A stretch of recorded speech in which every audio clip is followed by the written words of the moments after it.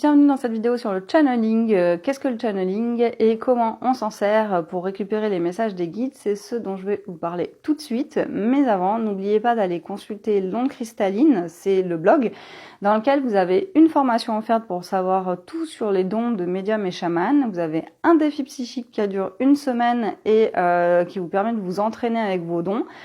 Vous avez aussi le quiz pour tester où en sont vos dons de médium et du coup si vous savez déjà faire du channeling, utiliser la clairvoyance, la clairaudience, etc.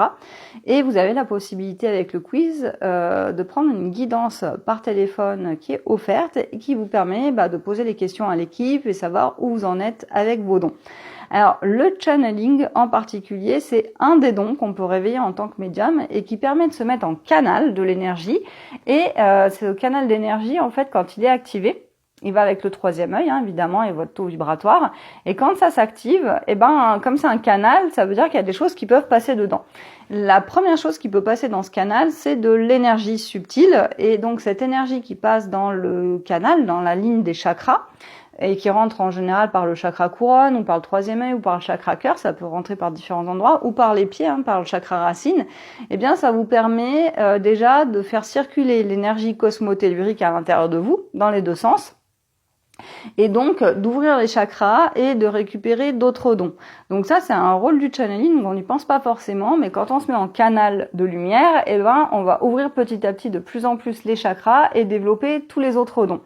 Le deuxième rôle du channeling, c'est comme on laisse rentrer des énergies, on peut laisser rentrer des énergies qui viennent de quelqu'un, d'une conscience supérieure, par exemple les archanges, les anges gardiens, ça peut être un esprit de la nature, ça peut être notre animal totem, et on va se connecter à lui, l'appeler, l'invoquer, on parle aussi d'invocation, on va lui poser des questions par télépathie, et donc là le channel ou le canal, il va envoyer à travers son canal l'énergie pour poser la question au guide, on parle de poser une intention, et ensuite il va canaliser l'énergie qui revient, et elle va être décodée par la glande pinéale, donc dans le troisième œil, en message.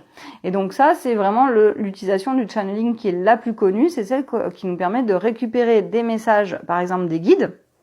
Le plus souvent, on pense aux archanges, l'archange Michael, l'archange Gabriel, Raphaël. Mais comme je vous ai dit, il peut y avoir aussi des messages qui viennent des esprits de la nature ou des entités et des parasites énergétiques.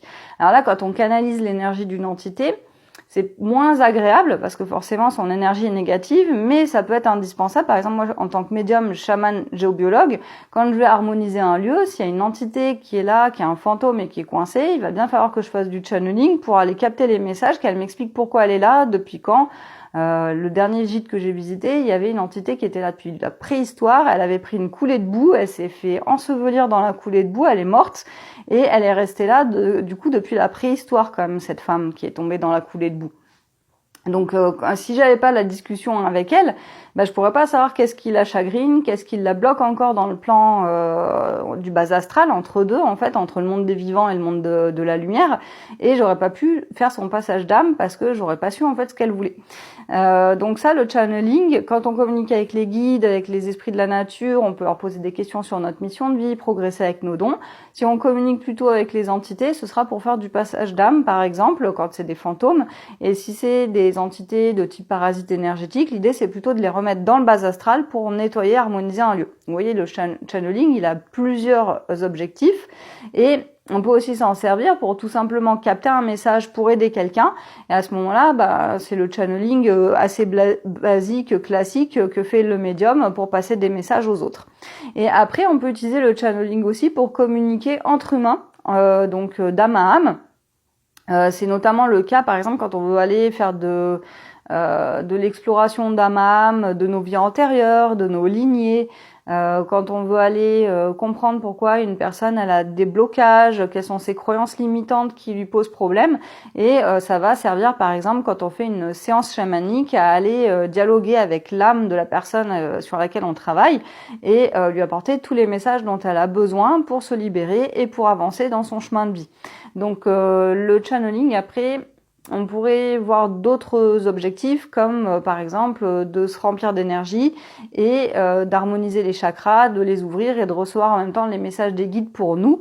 Donc on peut très bien l'utiliser dans ce cheminement personnel aussi, même sans en faire forcément un travail, sans vouloir aider les autres.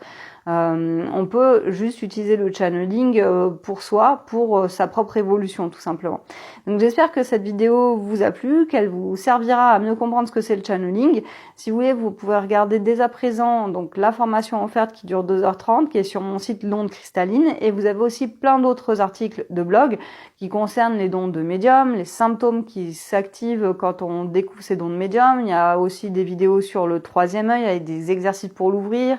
Vous avez des exercices sur le pendule, donc je vous laisse découvrir tout ça dans mon blog L'Onde Cristalline et vous avez le lien dans la bio.